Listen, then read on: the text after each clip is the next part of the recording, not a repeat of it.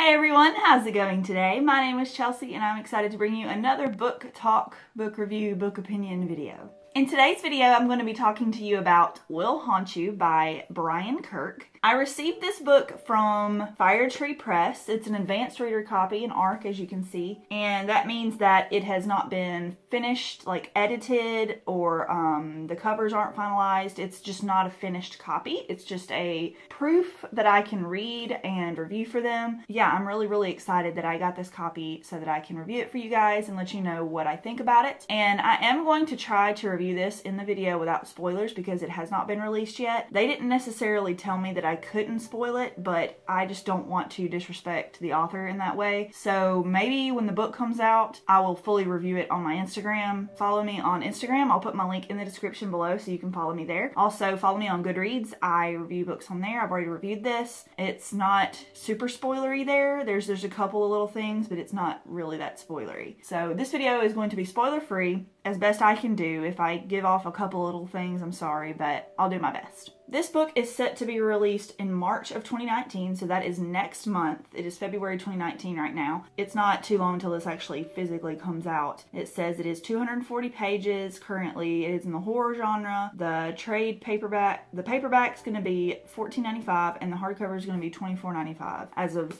this moment. Brian Kirk, okay, there's like a little bio of him on the back of this. It says he's an author of dark thrillers, suspense. He had a debut novel, We Are Monsters, and it was nominated for a bunch of awards. So this is his second novel, if I'm not mistaken. So he's well known already, so people are expecting good things from him. Let's see what I think about this book. When I was browsing through NetGalley looking for a book to possibly ask if I could review it, I saw this cover and it intrigued me. I really liked the design. As you can see, it's like a very used paper effect on the front. I really like that dingy, like used paper look. I've used it in a lot of my art projects. And it has some kind of symbology, like symbolism all over the front, kind of. You can kind of see it. I like the font choice. I like this little eye here in the middle. I just thought it looked really creepy and kind of interesting, maybe a little bit. Maybe like it was embedded with some kind of secret messages or something. Like that's the feeling I got from this. And that's why I chose to ask for it, just because of the cover, honestly. And the story sounded okay, but I was more interested in like the physical look of the book. So since it is an ARC, I decided I wanted to be very thorough in the way that I read it. I highlighted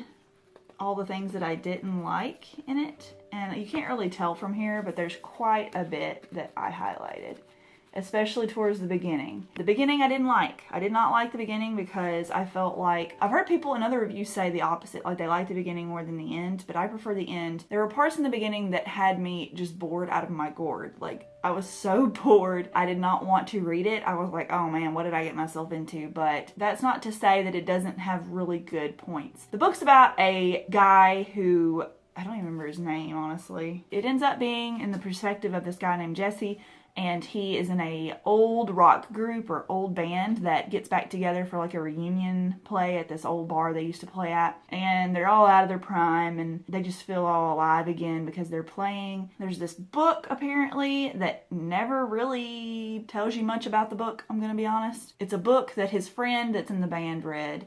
And then his friend apparently got him to read it. And so that book has made all of these things happen to him. I like the idea of that. That really is a really interesting premise of like, kind of like the video from the Ring movies. You know, you watch it and you die in 7 days. That similar kind of feel. But I don't think that that was at all what this was about. It really didn't seem like an accurate description to me. And I'm not trying to hate on the book. I have some good things to say about it. Like, there was a section where he was talking about a boy in a home, like a boys' home, like I guess like they have no parents, orphanage just for boys. And I really enjoyed that section. I could not put the book down when I was reading that section. I just wanted that to go on and on and on. I really enjoyed that experimental like storyline within the book. The book does have like multiple things going on within it and it kind of jumps around in that, but overall it stays on point, like on topic about him and what he's going through and like the torture that he's enduring. It's not as much jumpy around from timelines as most books are nowadays that I've been reading, but it does jump around from stories that somehow are being told, but through this perspective of like a boy or a woman.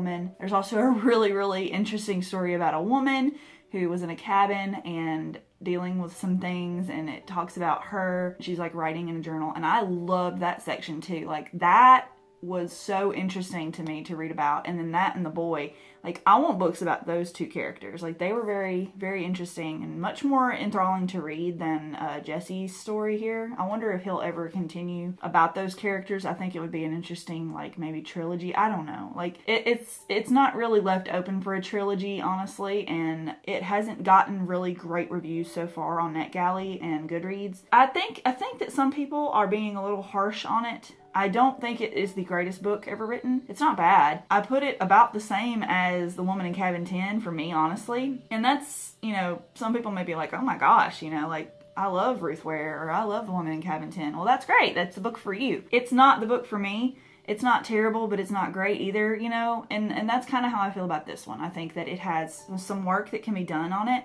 I'm not an expert writer or book reviewer or anything. This is just my opinion. I think he has a lot of great things going on here. I'm very interested in this world. His writing is a little confusing. I'm not gonna lie. There are sentences that are like 2 words, then there's another sentence that's 2 words, and there's another sentence that's 5 words, and they're all one sentence technically. Like, if you took the periods out, there would be one coherent sentence, but he decided to put periods in there to make them like sentences. And I don't know if that was an attempt to show you how urgent and how scared the character in the book felt. It might have been, but it was a little hard to read as that, in my opinion. I just think that it was a little convoluted and confusing. This book was very confusing, and I did finish it, so it wasn't so bad that I DNF'd it. I definitely did finish it, and I'm glad I did. I'm very proud of myself, and I'm happy that I read it. It's an interesting story, and like I said, there's a lot of highlighting at the beginning because it wasn't as fun to me to read about the band. I didn't care. I really enjoyed the torturing area of the book where he's in that place getting tortured, and then I liked the part about the woman in the cabin, and then I liked the part about the young boy in the home. There is a error in this book. Of course I would catch a freaking typo. I forgot what page it is. Yeah, there it is. I just flipped to it. On page 169 there is an error.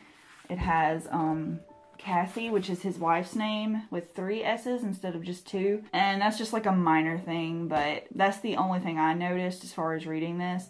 And there are places where the spelling is incorrect or the spelling is drawn out like that for effect, and that is not one of them. This is like a normal section of the book where he's trying to be straight up with you. And so I feel like that was a mistake, and so I wrote that in my reviews hoping that maybe they'll see it if they haven't already and they'll catch it. I get kind of annoyed when I see spelling errors in books when they're finally finished and I paid $40 or $30 or $20 or whatever for a finished book. Not pissed, but I get like annoyed because like I paid a lot of money for this book. That's just me. Maybe I'm just an awful person, but that's just how I feel about it. I want there to be no problems with your finished piece. I want it to be exactly how you wanted it to be. There is a couple of little illustrations in it that I want to show you. There's this Ouija board. I don't even remember why there was a Ouija board. Honestly, it has something to do with the wife. It's kind of lame. I thought that was kind of lame. Ouija boards are kind of worn out for me. Then, a nice little surprise. At the very end, there's this code. And I will say that's probably my favorite part about this book, is the fact that at the end of the book, you get to decipher a code. And it took me maybe 10 minutes to do it just because I was doing other things while I was doing it. And what you have to do, I guess you kind of have to figure out what you have to do, because at the end it just gives you this code. It doesn't tell you what to do or how to decipher anything, and if you didn't care you wouldn't even look into it. But every chapter, instead of being called chapter 1, chapter 2 or whatever, it has these little symbols, like an arrow is that one.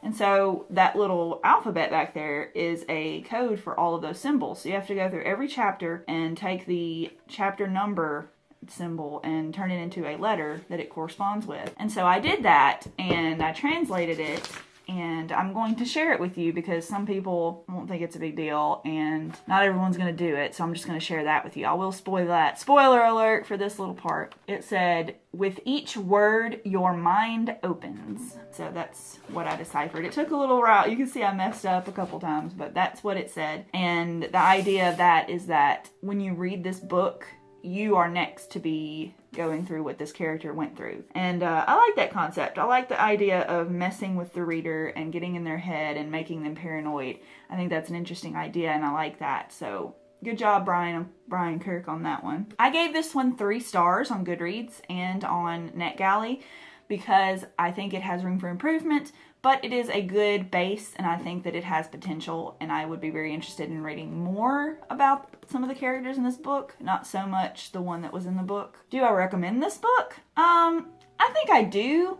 Just only to very, very specific people. It's not for everybody, definitely. It could be very much DNF'd by most people, and I can understand why some of the people who reviewed this hate it. It's not the easiest read I've ever read. It's fairly difficult to read, but it is readable for me. Like I said, the release date is in March of 2019. I don't know the exact date. It just says March 2019. So if you're interested in getting this book, be sure to find it on Amazon, pre-order it, have it ready to go. I'm not sponsored or anything by this. I might put it in the description. I've been meaning to do that with every video, but I just forget. I might go back and do that later. I want you to get it if you're interested, and let me know what you think. I'm very interested to know what other people think about this book. I haven't seen a ton of reviews, just a few on NetGalley that were given an ARC. So let me know what you think if you happen to grab a copy of it. And I hope you've enjoyed this video. If you did, please leave me a thumbs up and subscribe to my channel if you haven't already. I will see you in my next book talk or book review, and I hope you have a fantastic day. Bye, guys!